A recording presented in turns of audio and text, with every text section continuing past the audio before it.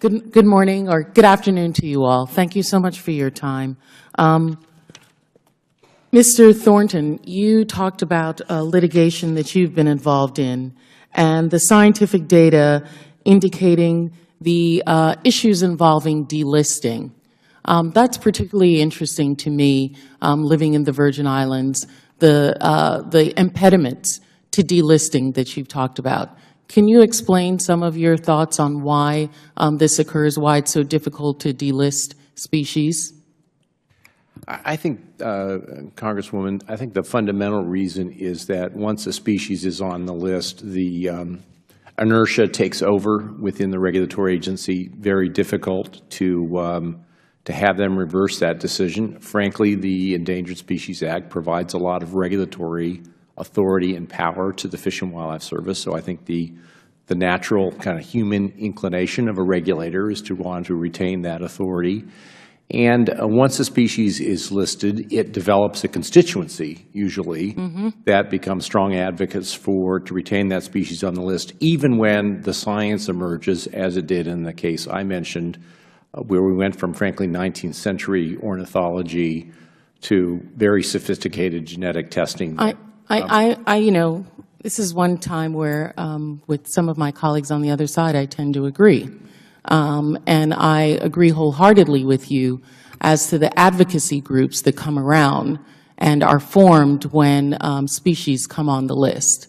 I live in the U.S. Virgin Islands, and we have enormous impediments that are put on us with our economic development, the growth of the territories, because of the endangered species listing. And because once species are put on the list, there's almost nothing we can do to adequately satisfy the needs of the, you talked about the U.S. Fish and Wildlife, the National Marine Fisheries Association, NOAA, others, that keep us from being able to grow our economy. I'm often, I think, unfairly labeled by many in my community as being against our natural resources, which I think is and not an environmentalist, which I think is an unfair label that has been put on me. I'm worried, quite frankly, about the extinction of the people of the Virgin Islands that are occurring because of the endangered species listing. In August of 2014, 19 new corals were listed by the Endangered Species Act, requiring specific ways in which we could operate around these corals that were put on this list. It cost us now 30% more to develop in the territory because of this listing. And that really necessitates, in some instances, developers leaving the area entirely.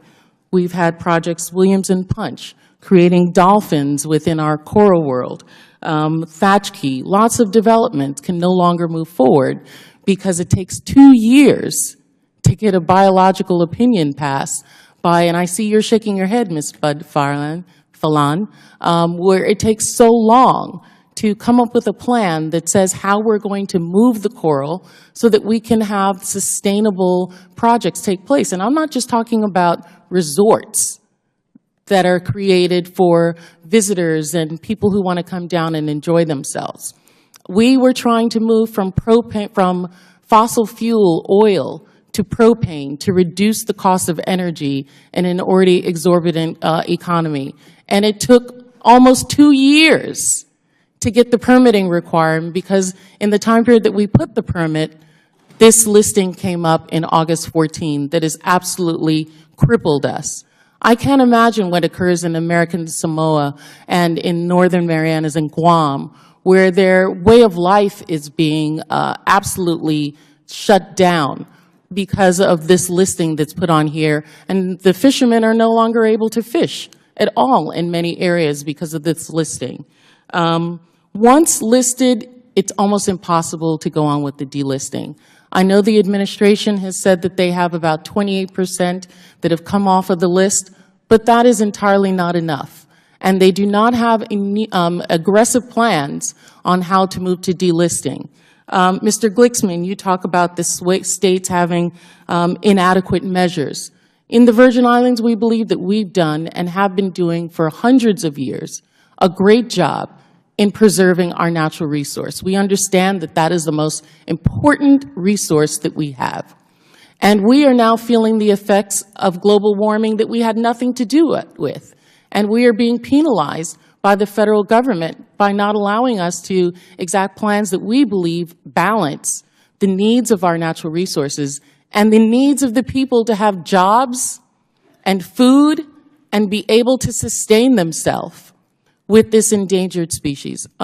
Madam Chairwoman, I know that my time has expired. I guess I really didn't have any questions in the 5 minutes that I had, but I thought it was necessary to put on the record the concerns of the people of the Virgin Islands, and I'm sure the concerns of many communities throughout the United States that feel that there needs to be a balance between the endangered species, which we want to keep, as well as the not endangering the lifestyles, the what we believe are natural and fair lifestyles of Americans living in those areas. Well, thank you. Good. You know, I had a couple of questions to you about the recovery, the road to recovery for our nation's species. And I'm interested in that for a variety of reasons. One is, of course, I know that you have a very difficult job at Fish and Wildlife Services, but I'm also interested in it because being from the Virgin Islands, you know, fishing and our waterways are enormously important to us. And the list that our coral have been put on is really a balancing for us in terms of our own economic recovery. Can you tell us what are some of the reasons species become endangered or threatened, and if you expect the number of those threats to increase over time? Yes, and your coral, I think, is a great example. So coral certainly can be affected by harvest, you know, people harvesting coral, and there's a vibrant worldwide trade in coral, which is a constant ongoing threat, and one that we are fairly good at managing. We have an international treaty, the Convention on International Trade in Endangered Species, where we can regulate sustainable trade in things like coral.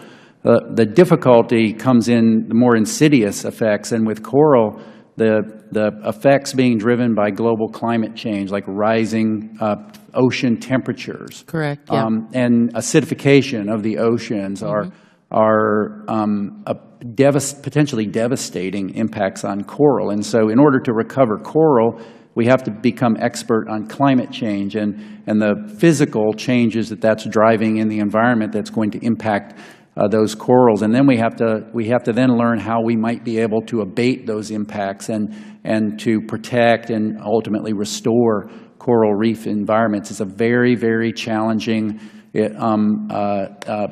proposition. So in the Virgin Islands, you know, we don't really have issues with regard to harvesting of our coral. No. You know, we do, and we have an enormous amount of enforcement that goes on along our waterways, and we recognize that not only is the coral important to our tourism to attract people to come and view it, but also because it creates a really great barrier for us to keep our beaches very calm and some of the most beautiful beaches in the world. But the climate change issue is really an issue that has affected us in terms of the water temperature rising, runoff from the hills coming into the water, all kinds of issues. But one of the things I wanted to ask you about, and you know, as climate change, of course, increases, that will mean, of course, that the coral will become more and more of an issue and its extinction very real. But one of the things I wanted to ask you is, how do you balance then the need for places like the U.S. Virgin Islands or American Samoa and Guam, where fishing rights and fishing needs are really important, and the Virgin Islands for us to do development to ensure that we have the right balance? Do you do a balancing act in that respect? You know, one of the things that I know that the Democrats are concerned with is funding for your agency. We have requests for biological opinions so that our developers can move forward. That takes almost 2 years now for a biological opinion to be done. How do you balance that, the needs of the people of some of these areas to be able to grow their economies with the need to balance the care of the endangered species? Thank you. And so once a species is listed, that decision we make solely based on the basis of the science and the threats facing the species. But once a species is listed and we develop critical habitat, we can take into consideration economic and other factors. When we do a biological opinion, if we write what's called a jeopardy opinion on a project or proposal, we create things called reasonable and prudent alternatives. And so we can balance those things. But you have put a point on a very important issue is most of the work that we do under the Endangered Species Act is allowing things to happen, authorizing take of injury to species.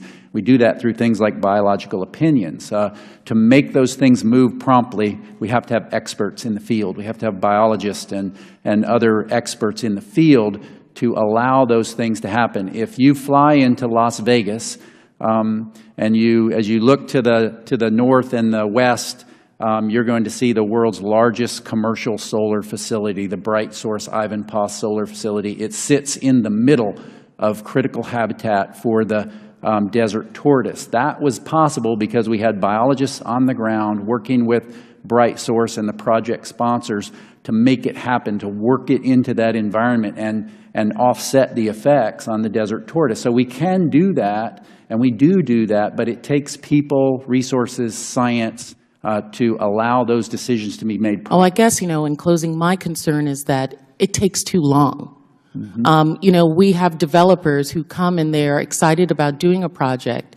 They're willing to make the mitigation and the changes that Fish and Wildlife, that National Marine Fisheries request. But by the time they get around to giving an opinion or giving them the mechanisms that they need, it's 2 and 3 years out, and they pull their money. And the people of the Virgin Islands are, as I said yesterday, our lifestyles, our livelihoods are about to be extinct because of that as well. So my question is, what is the amount of funding and the support that you need moving forward to ensure that places that are not as large as Las Vegas and have the influence and the power, but smaller places like American Samoa or the Virgin Islands can do what they need to do to create a sustainable balance between the environment and people being able to live and work and remain in their homes? Well, I'd refer you to our pending request before the House and Senate Appropriations Committees. We have increases in our budget for listing, increases in our budget for recovery, increases in our budget for candidate conservation, and increases in our budget for science, all things that will help put people on the ground in the field that are going to help make those kind of decisions. Thank you for the extension of the time, Madam Chairwoman, and I will be very supportive of that appropriation, and I know that my colleagues on the other side who are interested in getting this delisting done would need to support that as well so that you can move it along and the economies can grow. Thank you.